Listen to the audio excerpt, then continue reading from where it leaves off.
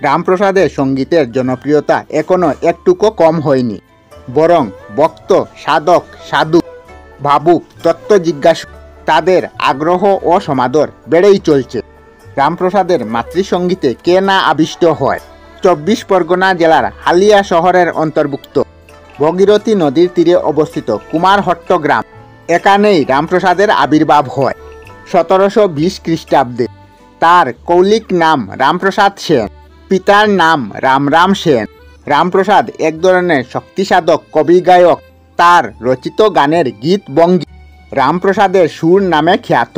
তার রচিত ভক্তিগীত বঙ্গ সাহিত্যের অমূল্য সম্পদ। লোকগীতি ও পল্লীগীতির মতোই তার নিজস্ব সুরে গাওয়া গীত বহু যুগ থেকে শোনা যায়। বাংলার পথে ঘাটে, অরণ্য প্রান্তরে চাষি হাল চালনা করছে, মাঝি নৌকো দ্বারা বাইছে, উদাস পথিক পথ চলছে, সকলের কণ্ঠে ধ্বনিত হয় রামপ্রসাদের গান। অল্প বয়সে রামপ্রসাদ বাংলা, সংস্কৃত, ফরাসি ও হিন্দি ভাষায় পারদর্শী হয়ে ওঠেন। শিক্ষা অনুরাগের পাশাপাশি তার মধ্যে ভক্তি ছিল শক্তিতত্ত্বের বীজ। শক্তিরূপিণী মায়ের নামে বেবুর থাকেন তিনি। দিবানিশি পিতার মৃত্যুর পরে সংসারে দেখা দেয় অনটন। তখন বড় দুঃখে তিনি গাইলেন, এ সংসারে এনে মাগো করলি আমায় লুহা পিঠা, তবুও আমি কবি বলে ডাকি, সাবাস আমার বুকের পাঠা। ঈশ্বর ভক্তি আর কবি শক্তি জন্মগতভাবে পেয়েছিলেন রামপ্রসাদ, কিন্তু তা দিয়ে তো আর গা সচ্ছেদন চলে না। বাধ্য হয়ে তাকে গোড়ালহাটের জমিদার দুর্গাচরণ মিত্রের সেরেস্তায় মরিবের কাজ নিতে হয়। রামপ্রসাদ চলে গেলেন কলকাতা, কিন্তু সেরেস্তার হিসাবের খাতায় রামপ্রসাদ শ্যামামায়ের গান রচনা করে লিখে রাখলেন। ম্যানেজারের কাছে নালিশ শুনে দুর্গাচরণ হিসাবের খাতা দেখেন। জমা খরচের পরিবর্তে লিখা শুধু গানগুলি অর্থনিহিত ভক্তিব্রত করণে দুর্গাচরণকে মাসিক 3 টাকা বৃত্তি ব্যবস্থা করে রামপ্রসাদকে পাঠিয়ে দেন স্বগ্রামে। সহৃদয় মুনিমের সহানুতায় এভাবে সংসার চিন্তা থেকে মুক্তি পেয়ে রামপ্রসাদ ভগবান সাধনায় আত্মনিয়োগ করে সংসার সামলান তার স্ত্রী স্বর্ণালী দেবী। রামপ্রসাদ গঙ্গার তীরে বসে প্রাণ আকুল করা গান করেন। ভক্তিবাদী রামপ্রসাদের গানে সহজ সরল ভাষায় ব্যক্ত করা হয় প্রাণের আরতি, পূর্ণ ঈশ্বর তত্ত্বে সহজ প্রতিটি রূপ। সেই গান শুনতে গঙ্গামুখী মহারাজ কৃষ্ণচরণের মুজরা থেমে যায়। বাংলার নবাব সিরাজউদ্দৌলার চোখে জল আসে। মুগ্ধ কৃষ্ণচরণ শ্রদ্ধা ভক্তি নির্ধারণ স্বরূপ সাধক কবিকে দান করেন 51 বিঘা নিষ্কর জমি। বাড়ির উঠোনে একবার বেড়া দিচ্ছিলেন রামপ্রসাদ। মেয়ে জগদেশ্বরীকে বলেছিলেন বেড়ার অপর দিক থেকে রশিটা ঘুরিয়ে দিতে। ছেলে মানুষ জগদেশ্বরী পিতার আদেশ ভুলে মায়ের সঙ্গে সংসারের কাজে চলে গেছে।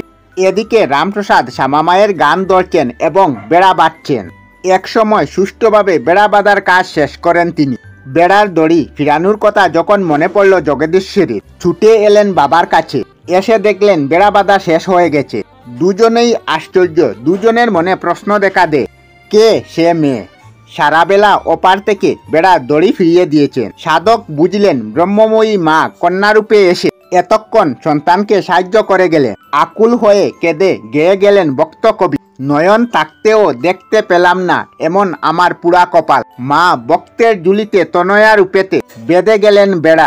একবার রামপ্রসাদ ঘটনাচক্রে রওনা দিয়েছিলেন কাশিধামে।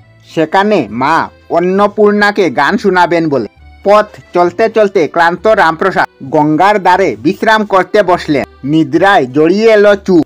এখানে ঘুমিয়ে স্বপ্নে দেখলেন বিশ্বজননী বলেছেন, তোমাকে কাশি আসতে হবে কেন? আমি যে ভক্তের হৃদয়ে থাকি, এখানেই শোনাও তোমার মধুর কণ্ঠের গান। এত কষ্ট করে এত দূরের পথে নাই বা গেলে রামপ্রসাদ। জেগে উঠে রামপ্রসাদ গান ধরলেন, আর কি আমার কাশি, মায়ের পদতলে পড়ে আছি, গয়া গঙ্গা বারাণসী। এখান থেকে ফিরে গিয়ে তন্ত্র সাধন মতে আসন পাতলেন রামপ্রসাদ। এখানেই তন্ত্রাচার্য শ্রী কৃষ্ণানন্দ ব্রহ্মাদেব এসে মাতৃতত্ত্বের দীক্ষা দিলেন তাকে। গুরু কৃপা বলে এখানেই সিদ্ধি লাভ করলেন রামপ্রসাদ। সিদ্ধি লাভের কিছুকাল পরেই একদিন দেহত্যাগ করে মৃত্যুলীলায় প্রবেশ করে ভক্ত কবি রামপ্রসাদ 62 বছর বয়সে 1786 খ্রিস্টাব্দে বঙ্গভূমিতে। যত কবি জন্মেছেন তাদের মধ্যে রামপ্রসাদই সর্বপ্রথম বাংলা ভাষায় গীত কাব্য রচনা করেন, তাতে সুর সংযোজন করেন এবং সঙ্গীত ক্ষেত্রে অভিনব এক স্থায়ী সঙ্গীত রীতি ও সুরের প্রতিষ্ঠা করেন। রামপ্রসাদ কালী কীর্তন কৃষ্ণ কীর্তন নামে 2টি ছোট্ট কাব্য রচনা করেন। এছাড়া মহারাজ কৃষ্ণচরণের অনুরোধে তিনি বিদ্যাসুন্দর কাব্য রচনা করেছিলেন। তিনি কবিরঞ্জন উপাধিতে ভূষিত হয়েছিলেন।